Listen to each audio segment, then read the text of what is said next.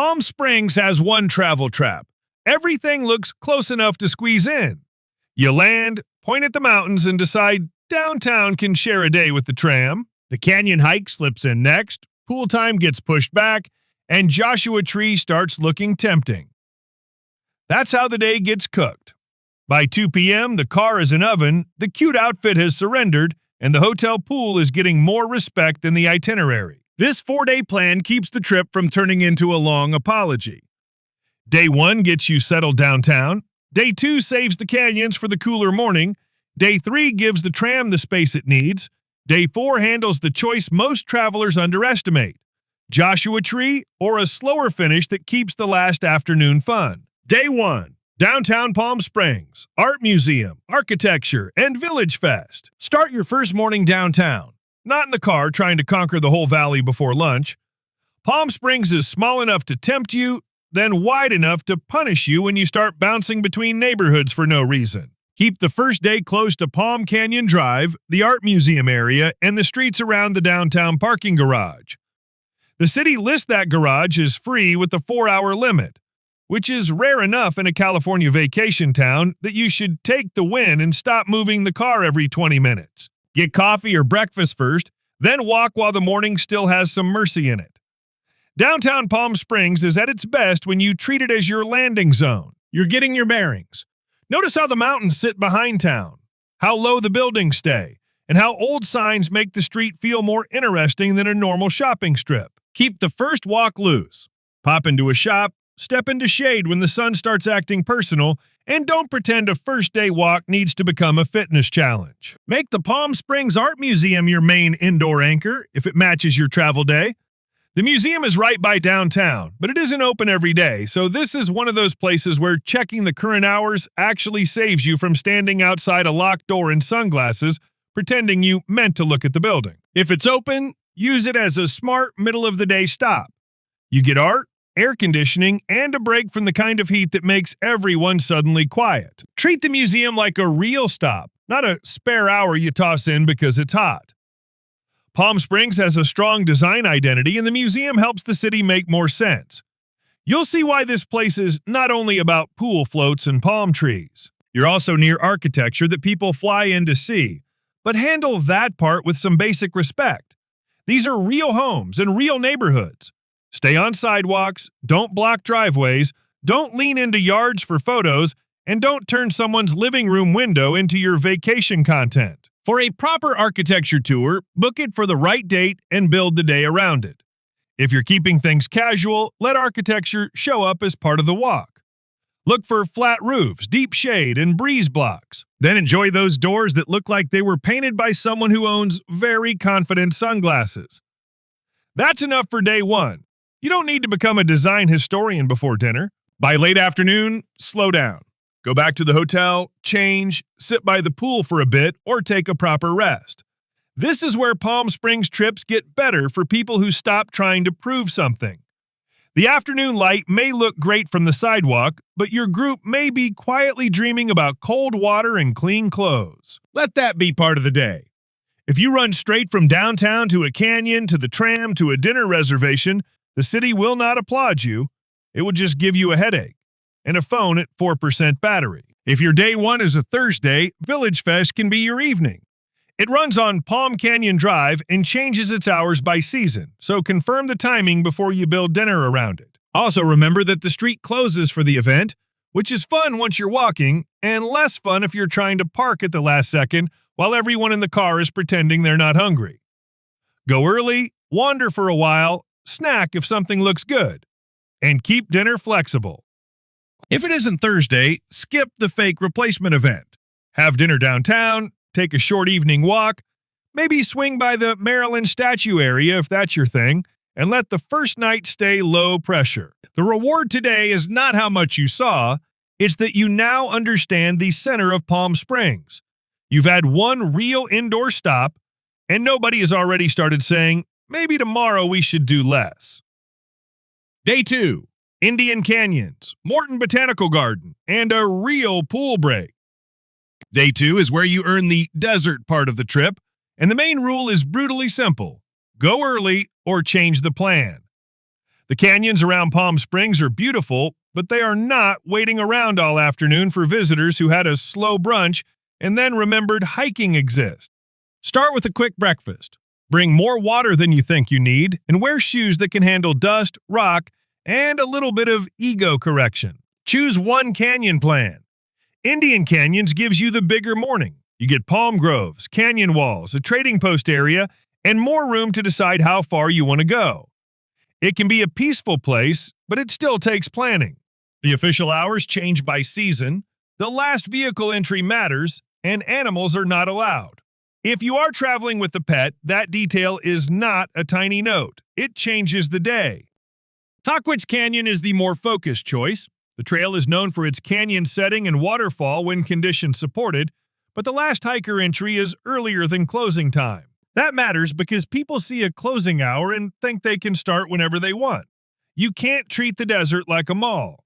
The gate might still exist, but your good idea left 3 hours ago. Skip the idea of doing both canyons just because they sit near each other on a map. That's how day 2 turns from memorable to sweaty and weird.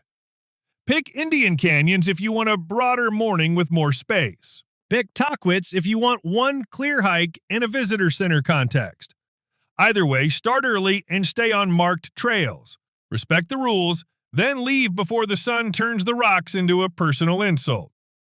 After the canyon, your next move should be recovery, not another heroic outdoor plan. Find lunch, drink water, change clothes if you need to, and let everyone stop pretending the dust on their calves is part of the outfit. Use this day to be honest about your hotel pool. In Palm Springs, pool time is not wasted time. It is part of the trip. You came to the desert. Sitting in water while the afternoon gets loud outside is a perfectly valid travel decision. Moorten Botanical Garden can fit nicely on this day if the hours and season line up. Keep it short and intentional. It's a compact cactus garden, not a second hike. Go before the long pool break if you're visiting in summer because its summer hours are limited. During the cooler season, you may have more room, but still check the current schedule before you promise it to the group. Moorten is a good stop for anyone who wants desert plants without committing to another trail. You can be curious, take photos, and leave before the afternoon turns your shirt into a towel. The best way to enjoy Moorten is to slow down and look closely. Desert plants are strange in a very satisfying way. Some look like they belong in a serious scientific collection.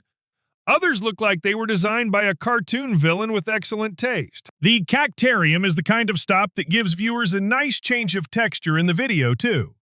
You go from canyon scale to tiny spikes, odd shapes, and plants that seem deeply committed to being left alone. In the later afternoon, do less. That is the whole point. Shower, nap, sit by the pool, or read somewhere cool. Let kids crash if they're done. Let adults crash harder, then save your energy for the night. Palm Springs days can look short on paper because places are close, but heat has a way of adding invisible miles. A 15-minute drive after a canyon morning can feel like a small negotiation with your own personality. For the evening, keep it soft. Choose a casual dinner. Take a short walk when the temperature drops. Or stay at the hotel if the pool area is doing exactly what you paid for. Keep this from turning into a nightlife mission. Day 2 already gave you the landscape, the plants, and the reminder that the desert has rules. Let the night be the part where nobody needs a map. Day 3, Palm Springs Aerial Tramway, mountain views, and a cooler afternoon. Day 3 belongs to the Palm Springs Aerial Tramway, and you should treat it like the main event instead of a cute add-on. The tram looks close to town, and technically it is, but the whole experience has its own timing. You have ticket timing, parking questions, and possible waiting. You also have a mountain station sitting in a climate that can make your valley outfit look very optimistic. Start with breakfast, then check the tram's current schedule before you leave. Its hours change by season, weekend timing can differ from weekday timing, and there's an annual maintenance closure that can wipe it off the itinerary completely if your dates line up wrong. This is the kind of detail that separates a good plan from a family standing in a parking area asking why nobody looked yesterday. Bring a layer for the top. Not a suitcase, not a ski fantasy, just a light jacket or something warm enough for the top and the ride back down. The town can be hot while the mountain is cool, and that temperature shift is half the fun. There is something slightly ridiculous about sweating near the hotel, then riding up and suddenly wondering why you dressed like a popsicle commercial. It makes the day feel bigger than it looked on the map. Give the tram time. Ride up, look out from the observation areas, get your photos, and take a short walk if the weather and trail conditions allow it. Only promise the group a long hike if you've checked conditions and everyone actually wants that. The mountain area can be beautiful, but it is still mountain terrain. Visibility, wind, trail access, and comfort can change the day quickly. For a meal at the top, check what is open before you go. If you prefer to eat after coming back down, that can also keep things cleaner. The important part is not turning the tram into a rushed photo break. It is the one stop in this itinerary where Palm Springs suddenly becomes vertical. You leave the valley floor, watch the view stretch out, and remember that the city has been sitting under those mountains the whole time. When you come back down, read the room. If the tram took longer than expected, call that a successful day and go rest. The drive back into town is a good moment to ask one honest question. Does the group want another stop, or does everyone want to sit down somewhere cold and stop negotiating? When everyone still has energy and wants another indoor stop, the Palm Springs Air Museum can be a strong second anchor. It's open daily most of the year, and it gives the afternoon a totally different subject. Planes, hangars, desert light, and airport energy make a nice switch after the mountain. The Air Museum is also a good reminder that Palm Springs is not only poolside design and vacation photos. The city has aviation history, military aircraft, and a museum setting where people who normally get bored in galleries may suddenly wake up because there's a giant plane in front of them. Still, save special rides, events, and aircraft access for days when you've checked the museum's current schedule. The base museum visit is enough for most travelers. If you skip the Air Museum, that's fine. Go back to the hotel, take a swim, or grab an early dinner. One of the smartest things you can do on day 3 is protect the next morning.